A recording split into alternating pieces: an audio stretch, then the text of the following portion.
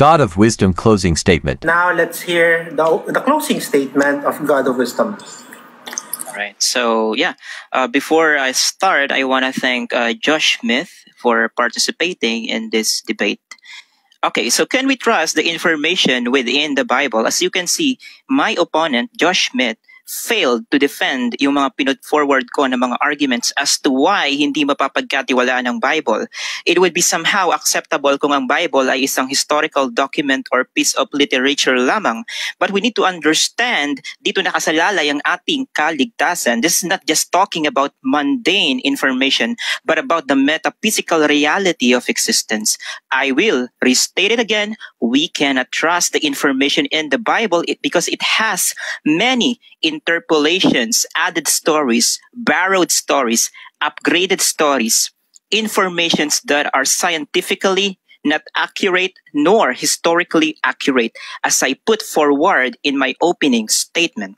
The Bible is inspired by an all-knowing God. An all-knowing God cannot inspire contradiction and discrepancies.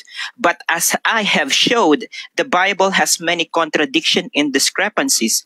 Therefore, the Bible is not inspired by an all-knowing God. Since the Bible is not inspired by an all-knowing God, it just makes sense that we can never trust the information within the Bible. And you're talking about radioactive decay. Kung napatunayan na ba natin yung radioactive decay, you have to understand scientifically na ang radiation na puproduce siya dahil sa radioactive decay. Right? And ang radiation ginagamit natin sa X-ray and many other machines, etc., etc. So disproving radioactive decay is disproving radiation, which then disproving science, right? So you're saying kanina about minerals in the planet. You have to understand then that it takes a lot of process for minerals in the planet to produce a living organism by amalgamation. All right, so let's go ahead and bumalik tayo sa mga arguments natin. So, we cannot trust the Bible, the information in the Bible, because it is scientifically inaccurate, right? So, again, scientifically inaccurate ang Bible because sinabi dito sa Genesis 1:21, which is hindi niya na-debunk, na unang nilikha ang ibon bago pa magkaroon ng land animals. This is very wrong from a scientific point of view because we know na nag-exist ang first land animal bago pa man magkaroon ng bird. We cannot trust the information within the Bible because many of them are plagiarized from earlier stories. Like again, may mention ko na naman yung Epic of Gilgamesh. Yung word na ginamit sa Noah's flood na kapar is the same word na makikita mo sa tablet ng Epic of Gilgamesh, suggesting na ipinapakita ng manunulat ng Noah's flood na nakadepende ito sa kwento ng Epic of Gilgamesh, which is hindi rin niya nasagot. Alright? Marami ring contradiction sa Old Testament, and yeah, sa Samuel 2:24:1 nakasulat na ikinulos na Yahweh si David upang bilangin ang Israel at Judah. Sa Chronicles 21:1 si Satan mismo ang nagkilos kay David. That is an actual contradiction. Ang mga gospel ay anonymous, that's why hindi mga disciples ni Jesus, if ever man nag-exist si Jesus, ang sumulat ng mga gospel.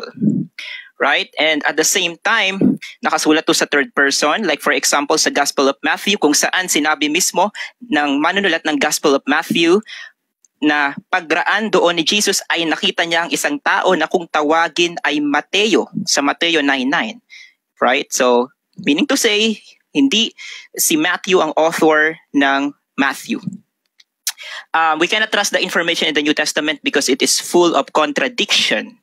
Right, yung genealogy ni Joseph, hindi niya na-debunk, hindi rin niya na-argue yung nasagot yung pagkakaiba ng genealogy ni Joseph sa Matthew at Luke. Okay. We cannot trust the information in the New Testament because it is historically inaccurate. Yung census sa Luke, hindi rin niya nasagot. Right? Hindi pwedeng mag-exist yung kwento sa Luke at sa Matthew ng sabay kasi nga si King Herod, naging governor lang ng Syria si Quirinius 9 years after Herod's death. So sa kwento ng Luke, nag-e-exist na si Quirinius as governor ng Syria, tapos sa Matthew, nag-e-exist na si King Herod at as hari ng Judea. So that is irreconcilable. Yung Gospel of Mark, originally nagtatapos siya sa 16:8, which is yung 9 to 20, dinagdag na lang.